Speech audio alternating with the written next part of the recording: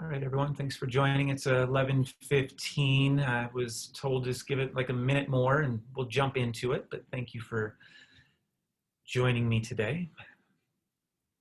Honored that you'd find time in your schedule and your week to have the opportunity to listen to what I have to share.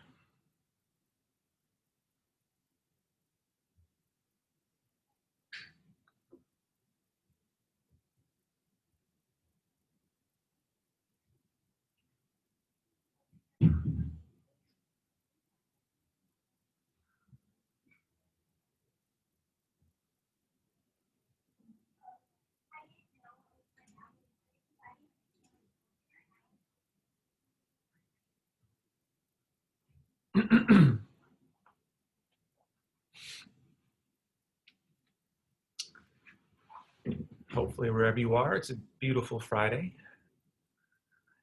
All depends where. Southern California, it's only 70 degrees out today. So, that's relative. Kids are complaining that it's cold outside. So it's all relative. Rain coming tomorrow. We had fires last week. It's fun.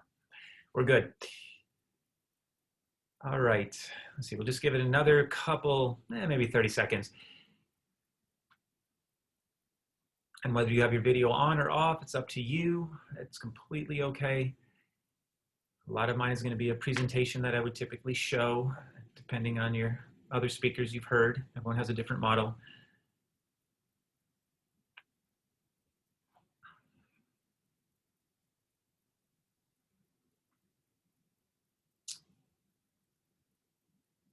All right. So it is 11:16, and I know I have about an hour, and I know there'll hopefully be some questions at the end. And if you have questions throughout, you can put them in the chat, and I'll look. I can deviate a bit if I need to. I mean, we do Zooms all the time now. It's become our new way of operating. But my name is Aaron Yetzer. I'm the principal of an elementary school in Irvine, California. And I have a keynote that I'm going to play in the background. So my face will still be up, but I'm going to share my screen because it's easier to have the pictures tell the story than staring at me talking to you the entire time to tell the story. So this is my information. If you've ever been to Irvine, California is I'll say a wealthy city, about an hour south of Los Angeles, about an hour north of San Diego. We have a very diverse population. In fact, one of the most diverse populations in the country, predominantly Asian and Caucasian, but really our school, I mean, I have 30 different languages spoken at my school. Our community is, they have high expectations. Our district as a whole is one of the top achieving school districts in the state of California. So I say that because we opened a new school 4 years ago. And when you open a new school in a community that is established and believes that everything it's doing is exceptional, and it is, why would you try to change a lot? And that's what we kind of set forth to do, because there are pieces with the educational system that can be fixed. And the idea here is, how did we use design thinking to create an environment that fostered choice and comfort, which ultimately led to engagement. Depending on who the audience is, I know people have a lot of different titles in the audience group right now. No matter what our role is, though, it has to have something to do with designing spaces for schools. And ultimately that lends to kids being engaged in their learning, wanting to learn, being learners, and that is our focus. The other piece I wanted to just share is if you've read the Harry Potter books, I'm a Slytherin. Not everyone is. Some people like to follow the rules. People think all principals are Gryffindors, and that's noble. But there has to be a little bit of willingness to go against the norm if we're going to try to make some of these big ideas happen that we really wanted to set forth to do. So there's 4 objectives for today. The first is just why develop the why behind what we're doing. The second part is to talk about the design thinking process and how that aided our building of the school. And then I want to show you a lot of pictures and student testimonial videos of choice and comfort, and how those 2 words really have defined what we set out to do, which is to create those environments where kids want to learn. And then I do have some photos of the adapting to the new normal, because for me to speak and pretend that we're not in a new normal would be unfair. I know schools across the country are in different places. Little sidebar as well. In Irvine, we offered families 3 different models. Families were able to stay at home and continue in a virtual academy, or they were able to select a hybrid option, which the kids came to school 2 days a week and they do learning from home 3 days of the week, or they're able to come back all 5 days of the week in a traditional setting. So we have 3 different models going on at our school right now. So just to see what that looks like. As we're going through it as well, I want you to think about where you see choice, where you see comfort, and where you see students engaged in learning. And I think if you spend time in schools, if you have your own children, engagement often can be, we see it the wrong way. We see kids sitting quietly and being compliant, but compliance is not engagement. I mean, I can stare at the screens right now and I could say, well, some of you are looking at me, but are you truly engaged in what I'm saying? And this is not a great format for any type of speaking. We know that, but there is a big difference between being present and being compliant and being truly engaged. So I start with this quote because I love this. Imagine if schools actually helped kids identify their strengths by exploring talents from a young age, growing their skills over 12 years, instead of allowing them to follow the same routine and leaving them confused in a life after graduation. This was one of our founding ideas at our school when we tried to build what we have now created. It wasn't the, yes, we have high test scores, let's keep putting systems in place to get high test scores. It wasn't, we have these structures in place to help kids be compliant and follow rules and not get in trouble. How do we give kids the ability to be whatever they want to be when they're done? Because elementary school maybe doesn't get all the credit for putting kids into the great colleges and institutions and places, but we're setting that foundation for them. The other piece that we really wanted to focus on, we all know what an IQ is. EQ has been the big term as of late with emotional quotient. How well can we have empathy towards others? But I think more than ever in the last 7 to 8 months, especially, AQ, or your adaptability quotient, how do we help kids have that? Because in our own lives, we've adapted every single day in so many different ways. And those who've been able to adapt better have been able to have a higher emotional quotient through all of this. So how do we help kids with that resiliency, that resolve, that grit that comes with being adaptable? And then the other question is, what if it does work? That's the question I've heard most often in speaking across the country and talking to my colleagues throughout even Orange County and my own city. There's a fear of, what if we do something completely different and it epically fails? How are we going to go backwards? Well, it worked. We defined the spaces differently. We gave kids the space to be themselves and find choice and comfort. And when COVID happened and we had to go back to a more structured, hey, keep kids 6 feet apart, we were able to do it. And kids are still learning and kids are loving to come to school. So what if it does work? Don't so many people go into it like, what if it doesn't? Well, what if it does? So here is my school, the beautiful artist rendition of, architects make these pretty things and parents love it. And they're like, I want to go to that school. Of course you would. It's brand new. We have kids thinking it's a private school and parents thinking it's a private school, and we're public here. I was one of those fortunate principals who had the opportunity to be at the groundbreaking with the mayor and the school board president and superintendent, and there's proof. So my school was built on an old plant nursery that, in wisdom of a city developing, realized there's more money in homes than in coconuts. So we built this beautiful school, and here is your big idea of, what you sell to the families. It's Irvine's tradition of education, a state-of-the-art campus, educational technologies, with student collaboration spaces across all grades. Well, that's just language. It's lip service. It's what we do want to provide, but what does that really mean and what does that look like? This is an overwhelmingly text-heavy slide that I would never share, other than when I was applying for the job. This is what I shared with my executive cabinet. And the idea was the personalizing of the student learning is in the focus. All that other stuff is what we do to help to personalize that learning. Which, again, in a world of 30 kids in a class, everyone's like, well, how can you personalize learning for 30 kids in a class? That was our goal. How do we keep that as our focus? So there's all these different areas, and what they are is not important. It's more that central piece. So we hired a leadership team. I was able to hire my first 6 teachers, and there you see that picture up in the back, and that was our focus. We have to personalize learning, so everything we're going to do has to focus on that. And we talked about, what is the culture of our school going to be? Now, whether you're in a school or whether you're in an architectural firm or whether you're a designer, there's a culture that we all step into when we get hired.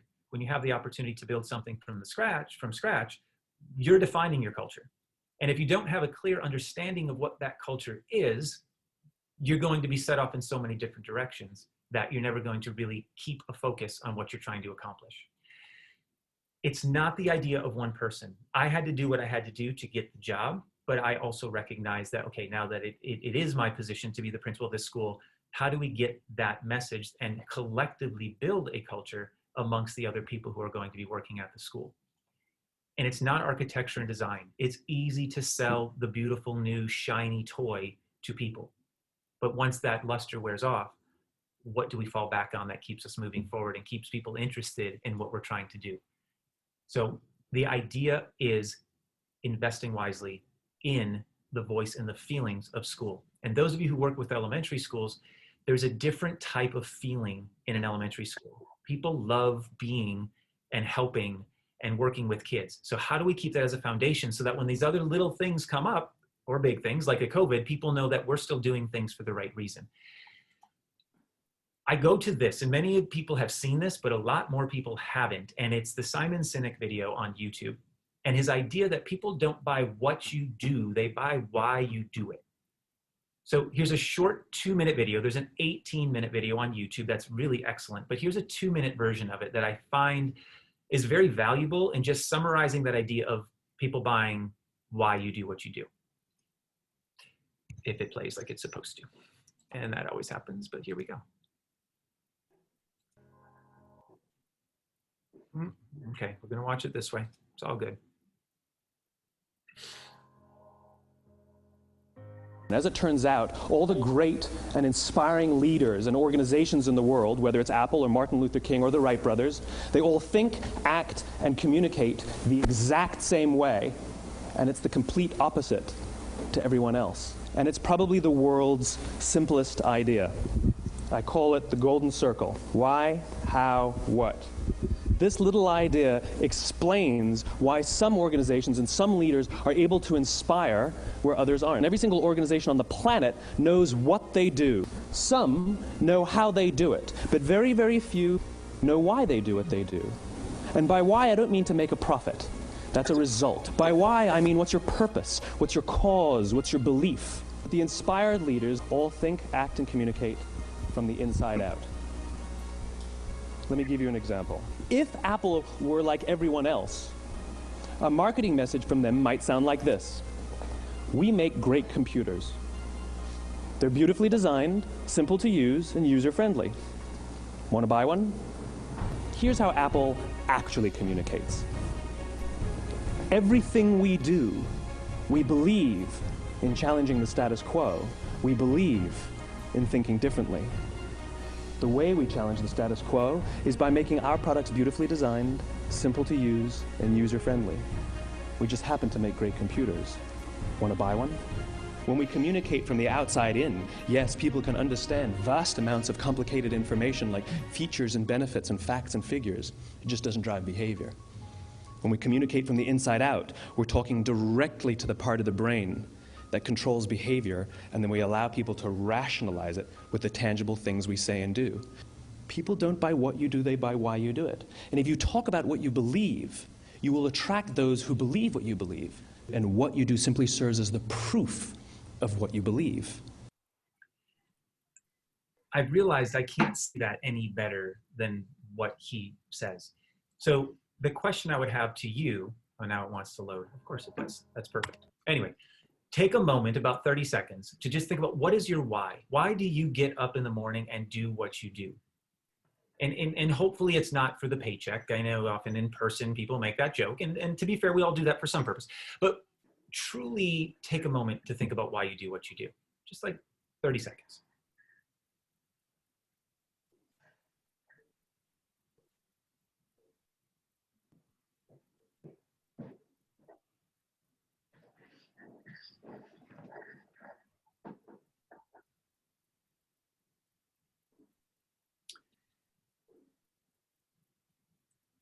And for some people, this is really easy. It just comes to you. This is why I do what I do. And some people are like, I've never really thought about the why or express the why. It's kind of that idea, if you got caught in an elevator and someone says, what do you do? If you say, oh, I'm a principal.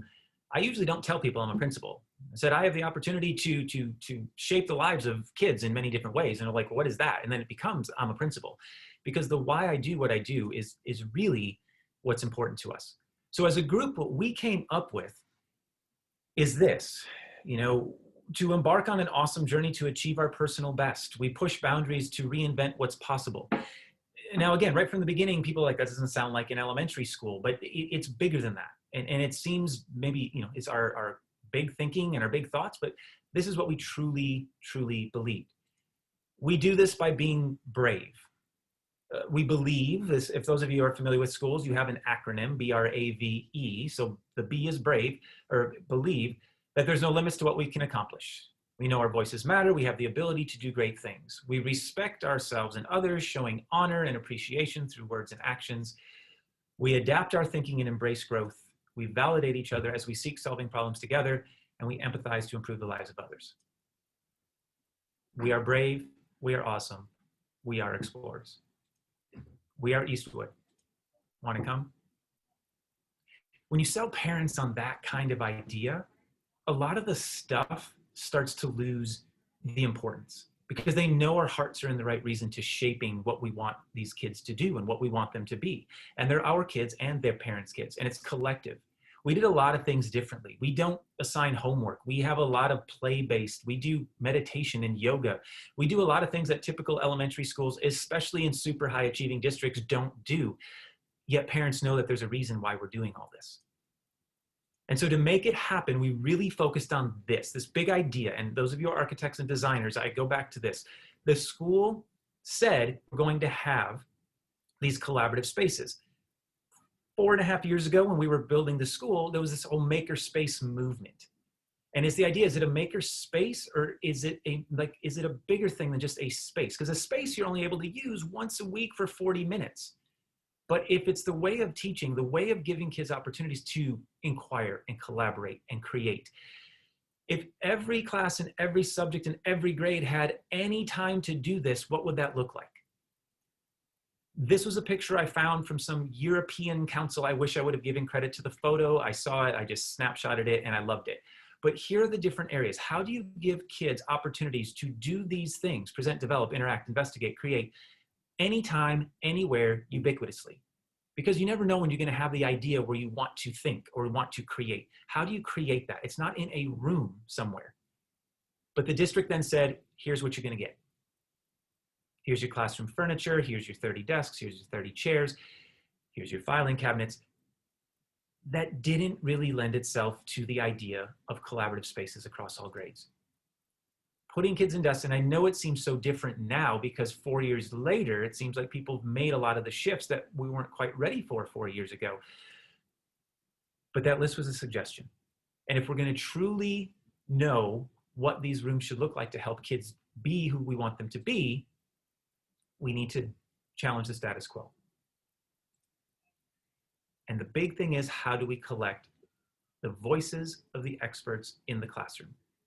And I am the first to say, as a principal, I am not the educational expert in the sense of what's happening in the classroom. That's the teachers. And a big push lately, you hear about student agency, and students need to have a voice, and students need to have a say, and 100% agree with that. And one piece that we sometimes forget between the administrative lens and the student lens is this whole lens in the middle of the teacher. And whether it's designing a room, designing a whole school, what furniture to put in a place, it seems like a lot of decisions are made without getting the voice of the people who are supposed to be using the space every single day. And that's the teachers. And it doesn't mean they have free reign over anything they want. And again, it's a stake with some opportunities that are provided to you, but what does that look like? And that now brings us like, oh, the topic of this whole conversation is design thinking. Now, I share all that other stuff for the previous 18 minutes because without understanding the culture of what you're trying to create, design thinking doesn't mean anything. I've asked people in some of the times I've spoken, what is design thinking? And they say, oh, it's thinking about what you're designing. And you're like, yeah, not at all. It really is bigger than that. It's the glue that brings a group of people together around a common goal. It's designing something to make the lives of the people you're working with or for better. And I think here, if you read this,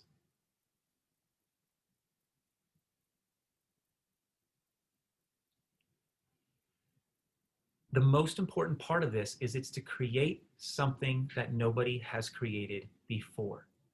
I don't want to just show you picture after picture after picture of my school and for you to say, oh, that's what we need to create, because that's what happens too often. Someone in facilities or someone in business operations says, here's all the stuff you're going to get, try to make it work. And teachers like, I don't know what you want me to do with that. We all have a desire to create our own, what comfort looks like, what we are comfortable with working with. Allowing the teachers to have that is super important. So our lens was to create engaging environment where kids want to learn, because as a teacher and as a principal, I think that's a fair statement. That's what we ultimately want. We want kids to learn. If kids are learning and engaged, our lives are infinitely easier. So how can we support teachers so they can be the best they can be? So here's the design thinking process. Now, Stanford has really coined it and made it the Hasno-Plattner School at the Design Institute at Stanford, although the Hasno-Plattner School is actually based out of Germany and it's been around for a lot longer. But when you're trying to do something really new and different, if you go and use a process called design thinking and you say, oh, well, Stanford uses this all the time, the parents buy into it real quickly. So, I mean, we have to be smart. There's research articles that come from places. When research articles come from Yale and Harvard and Stanford and Berkeley, parents buy into that stuff pretty easily. And they're like, oh, that sounds great, because that's where they want their kids to go to school. So we didn't pick it out of, Aaron Yetzer's school of thought. It was actually out of Stanford. So parents bought into hey, this is how you did it, must work. So the question is simple. Design for your partner a classroom environment where kids want to learn. If you truly do the design thinking process, and I did this with a group just last week, it takes between an hour and a half to 2 hours to do this whole process. And for some people that seems quick, and for some people that seems very short. The idea though is to get the ideas in the room and to build empathy with your end user. So what it would look like is it would be me, and so I'm person A and person number B. As person A, I'm interviewing person number B, or person letter B, I guess. And I'm asking them questions and trying to understand what it would look like for them if we were going to create a classroom environment where kids want to learn. It's not about what I want, it's trying to help me understand what you want. And that's that level of empathy, because all those subtle little pieces of why do you want this, if I can understand why you want it, there's a lot less contention once the stuff actually shows up. Because even like, oh, I would have never put those chairs in my room, but I understand why Aaron wants those. It helps to just bridge that gap of understanding. And even then when parents say, for example, we have a lot of low tables and a lot of our kids sit on the floor all day long. And the parents are like, well, I don't understand why they do that. All of our staff can articulate well, kids like that and they like the input they get from being on the floor. They're able to do this and that. It brings us all together. So this first step is just to interview. 5 minutes each. If I'm going to design a classroom for you where kids want to learn, what would that look like? So, and then we reframe it, and I'm going to this is the process. I actually have it in examples here. So the process in action. So we'd interview. So the first step you see here, we took, and when we did our group, our kindergarten teacher and our second grade teacher, and they worked together. When I've done this since, we've had a second grade teacher with the assistant superintendent of curriculum and instruction work together. We've had an architect work with a fifth grade teacher, because oftentimes the architect has never been a teacher and the teacher has never been an architect. But how do we collectively get that voice and understanding when the architect's saying, oh, no, you need to do this and this and this, and the teacher's like, no, I don't want to do that. Well, why? It always comes back to the why. And you make it fun and play some music and do this process. And there's some really great videos if you go through the design thinking, of what it looks like. But 5 minutes, person on the left, her name is Joanne. Person on the right, her name is Jen. So Joanne is asking Jen, if you were going to design that, what would it look like? And she's just taking notes for 5 minutes. Buzzer rings, flip. Jen asks Joanne, hey, what would it look like for you? She takes notes. Then the next 5 minutes is digging deeper. Hey, here's your original notes. You want an engaging, active space that shares ideas where kids can articulate. It helps support EL, which is more conversation-based. That there's flexible centers and rotations. There's blue tape to show how kids move. This is just what she wanted. This is what a classroom would look like to a teacher who teaches kindergarten if it was truly going to help kids be comfortable and have choice and be engaged. And then it flipped and we asked the second grade teacher. So then the second grade teacher came back, Jen asked Joanne and said, well, you said this, what do you mean? This is what it looks like more specifically. I need tables that can raise and lower. I don't want desks. I want more space for the kids to move. I want collaborative space. These ideas come out because teachers know and they've seen what helps their kids learn. And now the second grade teacher, Jen in this case, is building empathy and understanding, oh yeah, that's what you want. You want the whiteboards, you want a maker area, you want this, it helps her. So then we get to level 3. So this is about a 20-minute. There's a 5-minute first interview, 5-minute digging deeper. And then we come to step 3 and we say, well, what was Joanne trying to do? And the insight part is really valuable too. What did you learn about that person? I want to have chairs that move because when I was a kid, every time I leaned back on my chair, my teacher would come and yell at me. That's a legitimate reason to want something that moves because me personally, that was a frustrating part of my school. So if you walk through our school, everything in our school moves because kids can't get in trouble for moving now because they're supposed to move. But I took that variable out of the equation. So that's an insight.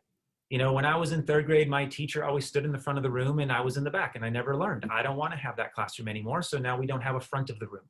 Those are insights you get when you talk to people, which ultimately help you to design something that serves their needs. So again, the needs, you want something that's collaborating, engaging, building. No desk, kinder needs more time for projects. They shouldn't feel rushed all the time. These are the pieces when you're reframing the problems. Then you write a problem statement. Joanne wants a room that can do all this stuff. And then you step back and you say, okay, I'm going to design 3 to 5 radical ways to meet my user's needs. So this next 10 minutes is quiet. You don't use it on such a small piece of paper here. You get like big pieces of paper. And here's the drawing part. I'm going to draw a classroom that I think you want. I'm not going to show you. It's kind of like a little secret 10-minute quiet time. And we spend 10 minutes. And so I'm drawing, Joanne's drawing what she thinks Jen wants. Jen's drawing what she thinks Joanne wants. Then we share. And this is the important part, because for me to assume that I'm going to draw the perfect classroom for you the first time I hear about it is kind of crazy.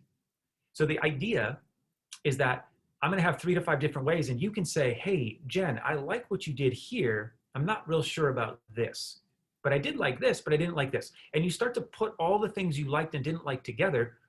You take notes in level 6, in part 6 here, and then you start to see pictures that look like this.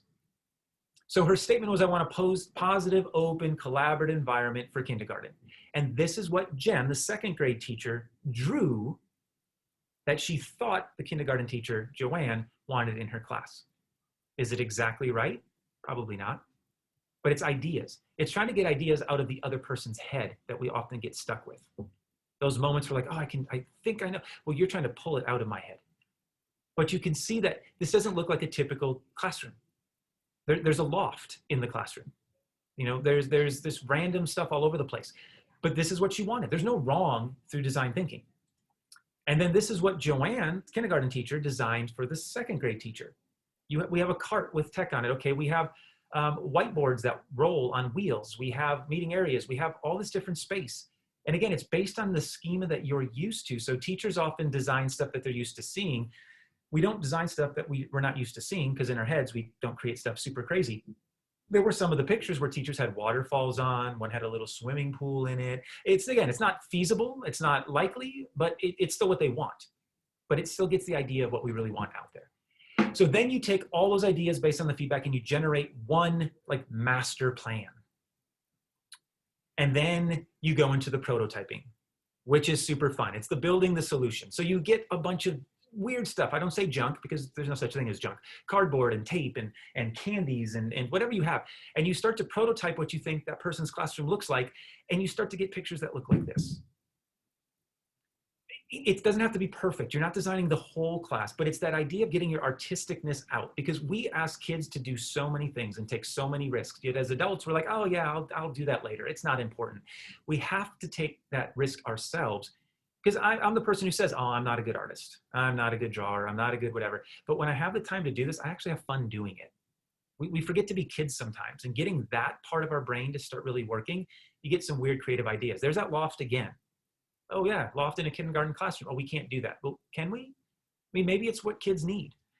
So how do we build? And this is just, here's what a kindergarten room looked like. Here's another one. Just, hey, here's a portable green screen. Here's one of those glass boards. Here's a table. It doesn't have to be perfect, but people are starting to see these ideas and have fun with these ideas. This one's a lot simpler. Probably what I would have created if it was my opportunity. Here's some squares, I'm going to put them down, but you start to get a feeling of what it looks like. And then you step back and you get together and you have everyone walk around the room and explain why they created what they created. Because this moment here, where all 7 of us are in the room, this is where we understand why we're doing what we're doing. And now I've done this this was my first group, and I documented a lot of this at the time, not knowing I was ever going to be speaking to people. But at the same time, I was like still running my other school, and we were redesigning our shared collaborative spaces, and we had 38 people doing the same process. And does it take a long time for 38 people to walk around the room and share what they're doing? It does. But the value of that extra hour lends itself completely. At the end, at that school, the librarian's like, this is my space. And she heard all other 37 people saying, maybe it shouldn't be your space. It was really hard for her to make the compelling argument that she should get to retain her space, because everyone had a why that space could be looked at differently. So the collective voice was in the room. And design thinking creates that third point, that it's no longer about the person. This is not Aaron's idea anymore. This is the voice of the group. And it takes a lot of that angst out of those bigger decisions. So when you talk about reflection, we talk about being more human. So we're spending time with those impacted. It's not often that we get a facilities director, a superintendent, and teachers in the same room. But why are we designing schools without having those voices in the room together? I know we get bigger sometimes and we forget that, but if I would have to do over again, we'd invite kids in, and I'll show you that we do invite kids into this process now because it's their space. Empathy reveals insights. It gives us confidence that we're working on something meaningful. It's not just oh, it's over, but we're going back to why we're doing what we're doing. The prototyping just gets ideas out in front of other people, allowing people to test your idea. Oh, let's move this over here. What would that look like? It's fun too, to be honest with you. And we talk about collaboration, but how often are we really collaborating? Or are we just letting certain people monopolize conversation? If everyone's created something and everyone's given an opportunity to share something, everyone now has a voice in the process. And we forget that too, because we've all been in meetings where one person monopolized. I'm doing it right now, sorry, but that's the format of what we're doing. We all have been in these spaces where 2 or 3 people are the voices of the room, and we don't really know what the other 20 are thinking. This has forced the voice into the room, which is great. The right answer is out there. We don't know what it is always, but it's out there.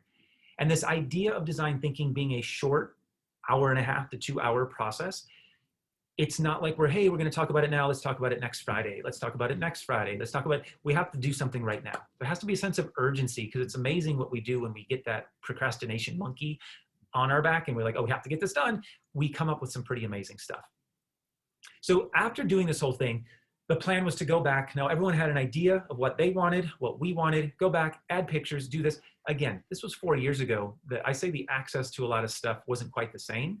It probably was, but we didn't know what it was. And I speak to other schools and they're like, I didn't know that either. Because as educators, it's not what we do. We're not furniture people. We're not architects. We're not designers. But now we have a chance to be and design these places for us. So we all came together, and then there again, our business person, our facilities person, our furniture distributor, we have people in the room to talk about what we can do. It took hours and days, and the results. And I use this video because I think this nails the feeling of the teachers with the process. If you would have just been given the furniture without going through any type of process about the why behind the furniture, what impact would that have had, potentially? I don't think it would have been successful, or as successful as it could have been. But because we had that meeting where we were designing each other's classrooms, we had access to photos of what the furniture looked like. Even if, as a teacher, I was afraid, then it could be really scary for teachers. And to actually pull the trigger and to get the furniture that they're going to need. I feel like you need the teacher input on it, because the administrator has their ideas of what they think the school will look like. The teachers are the ones actually working with the kids and figuring out what they need and the kind of groups and the kinds of projects that you're going to do. Hooked. It's hard for them to argue what we're going to do next because they have such buy-in to it that it's like, hey, we're owning this now. It changes the dynamic of everything. And as people have come in and we've hired more people, yes, they're kind of acclimated, but we know what we're looking for when we're hiring people. We're looking for people who want to be part of this. We have the voice in the room. So this is what the kindergarten teacher ultimately came up with. She went back based on all that pictures of what this second grade teacher said it would look like, and she designed it in a Google drawing. Pretty straightforward. This is what she wanted her room to look like. And ultimately her room ended up looking like this. She still had that blue tape in the middle. She had her space around. That's pretty traditional. Kindergartens usually look like that. Here was the second grade classroom. Again, but you see what came out in these pictures without me saying specifically a creation area, an investigation area, a collaboration area, because they were part of our cultural belief from the beginning of that's what kids need. And this is what her classroom looked like. Now it's a big classroom, but there's 32 kids in that classroom. You're like, there's not enough chairs for 32 kids. The floor is a really great chair. Kids love that. We've realized that more and more we do this, the more kids just like lounging out. I would show you my two kids today are here because they're on their own learning. They're in the conference room next to me. They're both lying on the floor learning. And it's just what kids like to do. Here's the third grade. She just drew it out on paper. Okay. But again, you see the areas: interact, create, investigate, develop. It's all there. This is what her room looked like. So we were able to take these designs and turn them into an actual room that kids started to come into. Sixth grade, that was the first teacher talking in that other video. She was a little bit more reserved. It's pretty traditional. It's just a bunch of pods. We see that all the time. But she still was a little flexible with heights, different chairs, styles, rocking, rolling, hockey stools, whichever. So she still was willing to take that leap a little bit. And then the shared collaboration spaces, we left them very thin because we didn't know what we wanted to do in that space. We wanted to create these maker spaces where kids could flow back and forth, but you can see we kept them thin so we could evolve based on the different wings. Here, our teachers realized there were too many things in the room, so they brought the shelves into these collaborative spaces in between. And again, I live in my school, I forget. So our school is set up where there's 6 classrooms in each of our buildings. So we have the hallway that you're looking at, and then there's classroom on the left and right, and then one in the middle, and then one on the end, 2 on the end. So it's 6 rooms that share this collaborative shared space in the middle. So here's my kindergarten teacher who had these crazy ideas of the loft and everything else. I think what works is having choice and flexibility, because kids are going to come in with different ideas, different likes, different dislikes. So having options for them and what works for them in terms of their learning. And everyone's going to be different. So trying to meet all those needs, either by furniture or classroom, and things are always going to change. So some things, with having the capacity to move things and to ebb and flow as your classroom changes, because your kids will change every year. You have a different deck of cards every year. So I think keeping that in mind of what the kids really are interested in, and what their learning goals are, is how you change your classroom, either by moving certain things the way that they feel. And I always ask their input. Why do you think that is your best learning? Or is that your best learning? Let's try it. Maybe it's not. And it's great to see when kids raise their hands like, yep, this is watch, that's a distraction to me because I looked up and this is not a good spot. And so I think I'm going to try something different.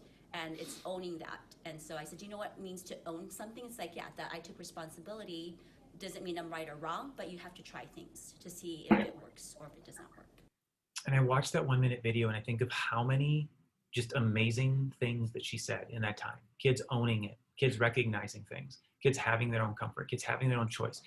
I'm not prompting her to say anything. It's a teacher. If she went out and talked to you right now, she would share these same words with you because it's part of what we've set out to do. And the kids articulate it that way too. You can go up to a kid, why are you sitting there? Because it's the best place for me to learn. If kids can recognize that skill at a young age, learning is going to be infinitely easier for them. They make good choices to help them become the best learners they can be.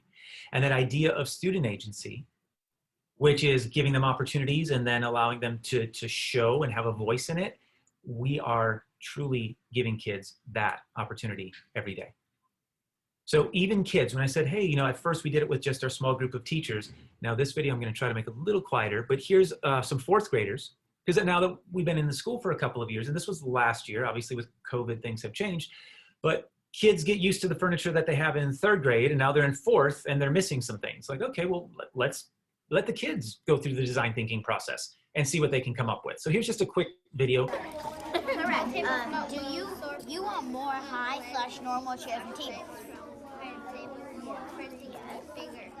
You want to get rid of low tables? Yes. Of course. You like comfortable seating? All right. I'm not quite done with it. You want more high You tables? want a movable space. Yeah. You want a comfortable sitting space. Yeah. And you don't like the low. Now, right across the way, the other kids were saying, we want more low tables and less high table. I mean, you have disagreement, but there's still understanding why. If we're going to move some furniture, wait, you took away that table. Well, no, we all agreed that this would be best for us as a class to learn. And it was great because on this day, our superintendent had actually come in, and we couldn't pair him with a student for the entire time because it's a lot of his time for an hour and a half. But he got to see what it was like to get that voice out into the room. And it validated what we were doing. And that's really awesome. And you see the kids' designs are way cooler than what the adults make because kids are used to being creative because we ask them to do this all the time. And they're like, oh, Play-Doh, and they look amazing. But this is what they wanted their classroom to look like. So how can we as the adults support that?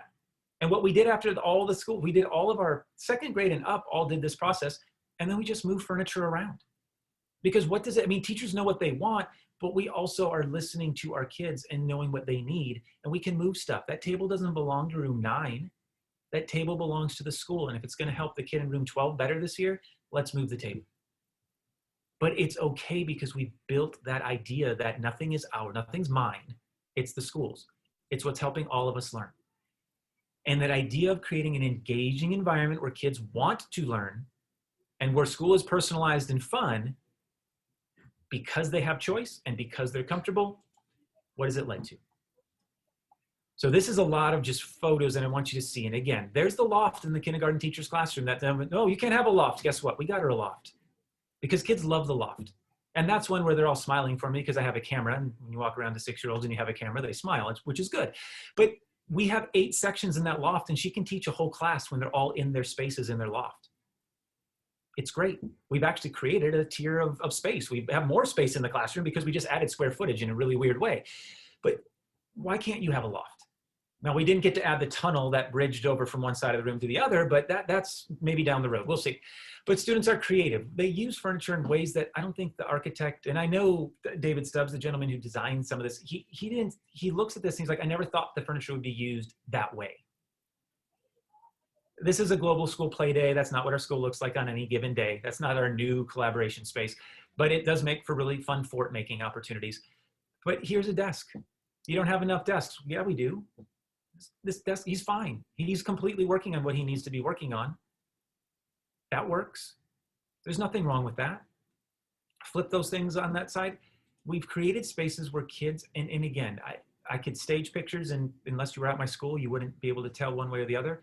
But kids are working on activities that are meaningful to their learning, and they're in environments where they're just comfortable.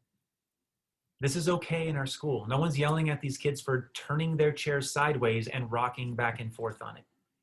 6th graders like the floor too. And so do 7th and 8th graders, because now those 6th graders are in 8th grade and they come back and tell me all the time that they wish they had more opportunity to sit on the floor. So we can build this from a younger grade and move them forward. It might take some time, but then these kids in a couple of years are going to be in high school and they say, why can't we sit on the floor? My son's in middle school. And he's like, what? This is silly. I have to sit in a desk. I can learn on the floor. They're all engaged. You see a lot of technology, yes, because individualizing learning, you kind of have to use technology a lot because you can have kids working on different things at the same time. But it's also, when this group's working here, our teachers are able to pull a couple of other kids and work on them on what they need instead of whole group instruction. Sal Khan said it years ago, in a perfect world, there would be no whole group instruction because there's never a one size fits all. And here we are giving a one size fits all presentation. Again, I apologize for the pedagogy behind this type of presentation, but for kids, how do you avoid the lecturing to them? Because they're all doing something individual, they're engaged. I have freedom to work with the kids who need some specific skills, and I can do that with them. So this was a 6th grade kid. I'm like, hey, how often do you ask kids about furniture? I never did in my life until more recently, but just ask the 6th grade kid. So flexible seating is for every kid, they have like a different kind of comfort seating, so that helps them learn. Because they might get distracted when they're learning if they're not comfortable. He said the word comfortable twice. I didn't ask him to say it, but he likes coming to school because he's comfortable. He's willing to learn because he's comfortable, because we spent time with design thinking to create spaces where kids wanted to learn and would be comfortable. You see picture after picture of kids learning. They're laying on the floor.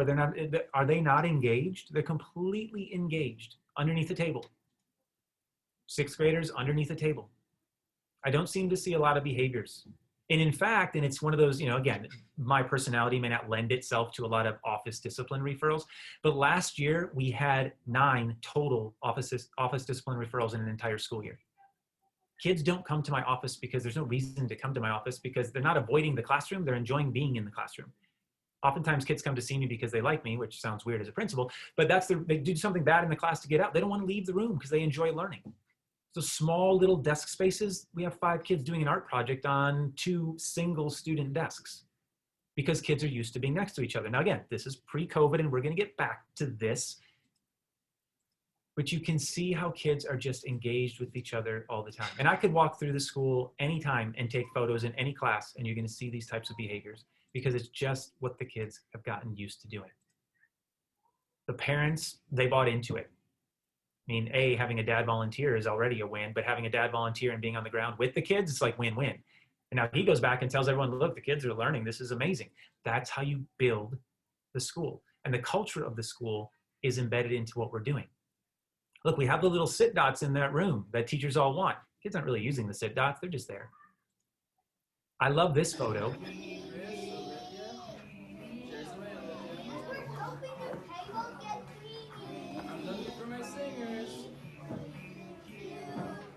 I'm sure there are some teachers looking at that and just in a panic right now, like, oh my goodness, kids are standing, they're sitting, they're rolling, but every kid is focused on the lesson.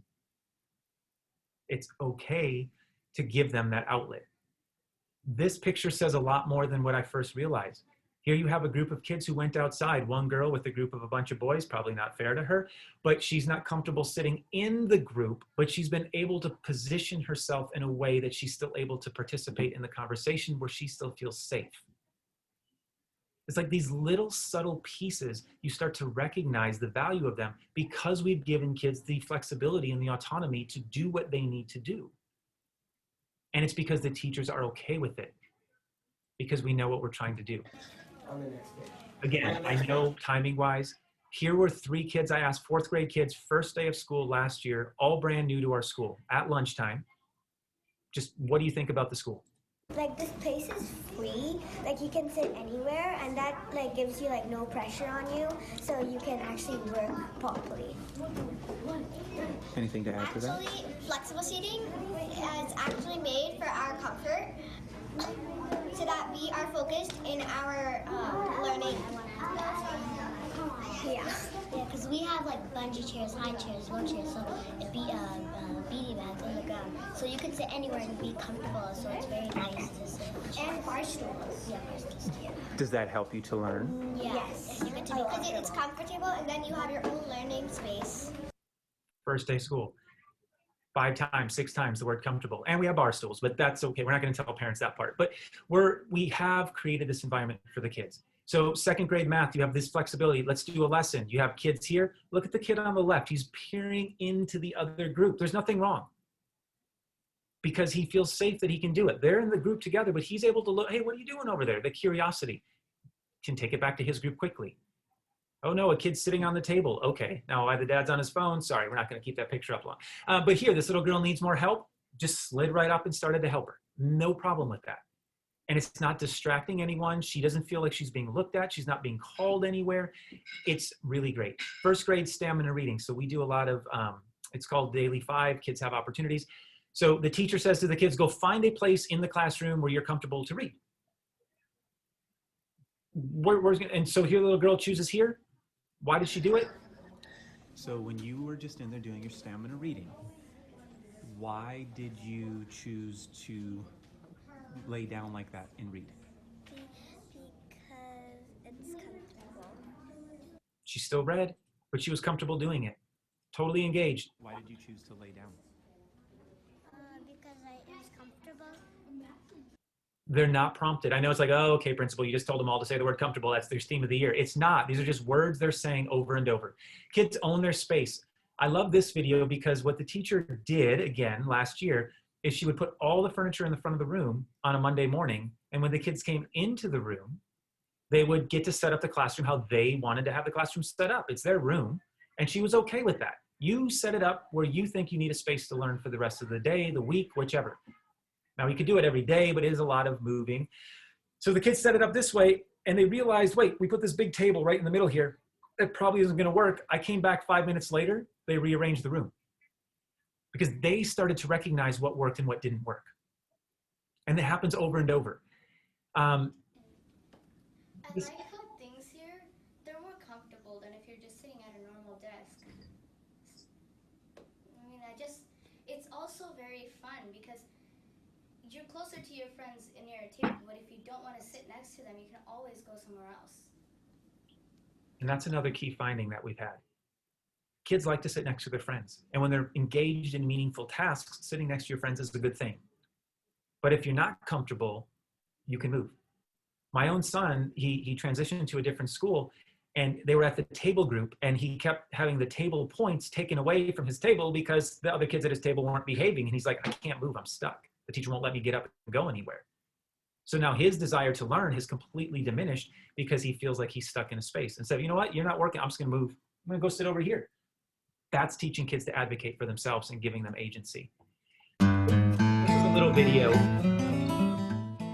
that we had made. So this one's professional and doesn't have all the kids screaming in the background because professional people do it, not my iPhone. But you can see how the spaces are used throughout the day. This is a time-lapse video. But you can see how the kids just move around. The furniture doesn't necessarily move around as much as we thought it would, but the kids like to move between the different types of furniture throughout the day. And that's great. It's still giving them that flexibility, that adaptability that we sought out for. And I like this last part. So you see this, well, that kid there in the red shirt typically doesn't have a lot of people sitting with him. And all of a sudden, boom, everyone's with him. But what would happen if you confine kids to being in specific spaces? We can do yoga in a classroom, move everything to the side. We can do it. There's those sit dots. You know what? We don't need to have you perfectly linear. Just go put a dot down on the ground somewhere. If I do call you up to the room, you need to sit on your dot. But it doesn't need to be in a perfect square, perfect, or it's shaped like that. And she doesn't use them. Because a kid can listen to the teacher from anywhere in the room when it's time to listen to someone. So, choice impacts learning. I'm going to skip this because I know we're running short on time. I get overly passionate about this stuff, as you probably can tell. But a big thing is there's no teacher desks either. And again, it's a shift because if we truly, and again, I go to this often because when I talk to my own colleagues within the district, and I've done this with other schools in my district, the teachers have this possessive idea of this 200 square foot area in their room is theirs. And we don't have enough space if a teacher is going to monopolize a huge chunk of their room. If we're truly going to be out and about and helping kids and we're giving kids this individualized, personalized learning, then teachers need to be working with the kids all the time. And here you see the teachers, our teachers are on the ground working with kids. They're at the tables working with the kids. We don't have desks for teachers to hide at or behind. Now you see in the background there, she has a space to put her stuff, but she can't really work from there all day long. And that literally takes up about 3.5 square feet. It's a 1 by 3 foot bookshelf, basically. But you see our teachers, they get lost. You can barely see the teacher in this one. It's a first grade classroom. You can barely see the teacher hanging out there with the kids working. There's a teacher who's, I say he's an old guy. He's my age, but he's on the ground with the kids. He was a state teacher of the year runner-up. He's one of the finest teachers in the entire state of California. He's humble enough to be on the ground realizing this is how kids learn. And when you see this over and over, that culture of the school and our ability to adapt, it works. So this kid, and just a couple more quick videos. This is this year. Well, I'd say we still have a variety of choice. It's just that we don't get to pick it. We still get to sit everywhere, but we just don't get to pick where and when we get to sit there. Got it. And which makes more sense now because we still have the kids can come in, but they can't move desks and chairs every 10 minutes. It's kind of like you pick your place for the day. And then we clean everything at night and you can pick again the next day. But he missed that. He missed having those choices. You can see again the space. This was a classroom last year, third grade classroom. And I just did a little stand in the middle, loop around, so you can see the various types of learning and how kids position themselves to access their learning. And so you get that idea of different kids huddling with each other. And then this year, the same classroom, it just looks different because now we have masks, we have shields, we have less kids in a classroom specifically because of the distancing that we have to adhere to. But you still see kids have moved to places and are using furniture that helps them be comfortable. Here you see the kid, okay, I mean, maybe you can look at that the wrong way, but that kid without that chair is in my office every single day of the week because he has more energy than most of the kids we've ever met. But he's getting his input all the time. What chair? I'm standing, I'm not even sitting in my chair, it's just there. Getting my input that way. But all these behaviors are acceptable. We have extra chairs because we only have half our kids here right now. Okay, it's a good armrest. So you can see how even in collaboration, it's different. They're actually like working together, even though it's weird. It's like that commercial where the people are texting even though they're like 2 feet from each other. They're actually working on a writing assignment. But you can still create these collaborative spaces because we can still move stuff as we need to adapt for them. So our hallways have become more partitioned off because we have to keep cohorts of kids apart from each other. So now they're not completely shared, but they have spaces through like pass-through areas. But we've been able to take it and pivot and just move it and use it. Hence the what if it doesn't work? Well, what if it does? What if we can just transition to something new? And because the furniture was flexible and adaptable, we were able to create environments for the kids to be safe. And there's a 5th grader on the floor because 5th graders like the floor. You're like, oh, he's totally paying attention. He's totally learning. Here's another kid. What did you miss about the classroom itself when you were not here? What's that? The chairs. The chairs? What about the chairs? What about them? Like, why do you like, or what did you miss about them? Why did you miss them? Because last year when I was in the school, every hour we would always sit on the wobble stools, and I got really used to it. And because I get distracted very easily, it helps me not get distracted because I'm on that, so it feels like I'm doing something, but I'm also doing my work. He's fidgeting the whole time he's talking to me. So imagine him in a classroom where the teacher's like, sit down and listen. It's not going to happen. But he's a great kid. I love the kid. He needs that little bit of input. So again, just different photos of seeing the kids. He's learning. They're learning. We're good. So the idea of creating environments where kids want to learn and own their learning. When we ask the kids, what are the 3 words that best describe Eastwood? The teachers, I'm sorry. This is what they say. It's still now, even though we've added 20 staff members from those original 6, the words that continually come out, the most frequently used words are student-centered and choice. And that's huge to know that that foundational culture that we started with, that we were able to build through design thinking, is still there. And when you ask kids what they think about the school, they say it's fun and awesome. I don't need them to say it's about learning and it's about test scores and all that. We're elementary school. Our job is to help kids learn and want to be learners for the rest of their lives. And that's what they're feeling when they leave here. And I leave with these 2 things. Our role is not to get people to follow us, but to empower them to lead. I don't need to be in the classrooms telling my teachers what to do because they know what they need to do. And they feel like they have the autonomy and the control to do that because they know that it's about making the best environment for them and their kids to learn. I'm just here to help in whatever way I can.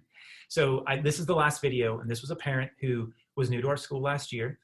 And I'll just let you listen because I say if you get testimonies like this from your parents, then this is what we all really are setting out to have our families feel about our school.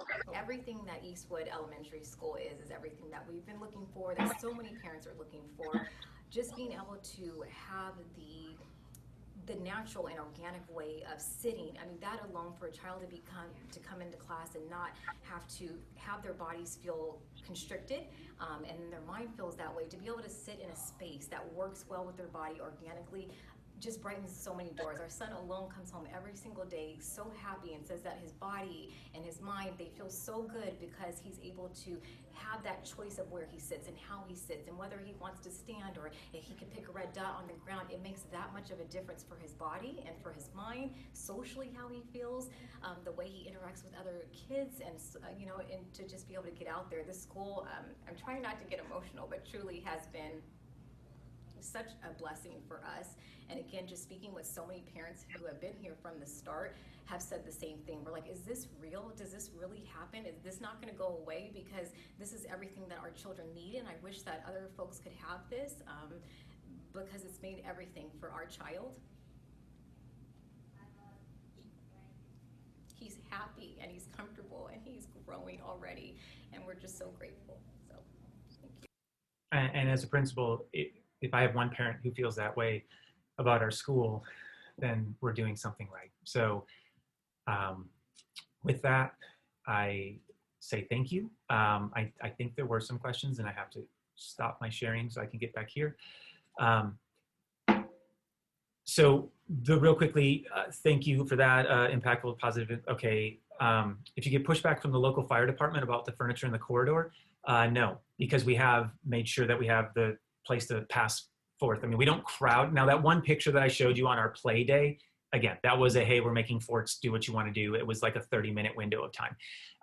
But everything else we have passed through. And that's a huge part, and that's a great question, is it's getting rid of those linear areas like, oh, this is how I move through the room, to making it just an organic movement of what's natural. That's why things are all kind of curve shaped, most things, because it's more natural to move in that flow.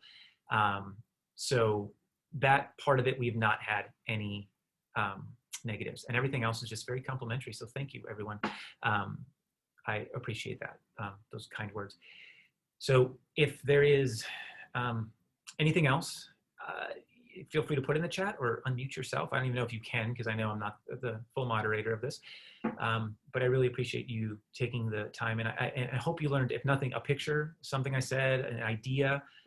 I always summarize it in the simplicity of getting the voices of everybody who's working with the kids in the room is what's valuable. You know, I'm flattered. Our assistant superintendent sends her grandchildren to our school because she knows that her voice was part of it along with our teachers. And again, it's like a flattering and humbling statement that's not really made, but it's there because she knows that we're doing what's best to help kids learn.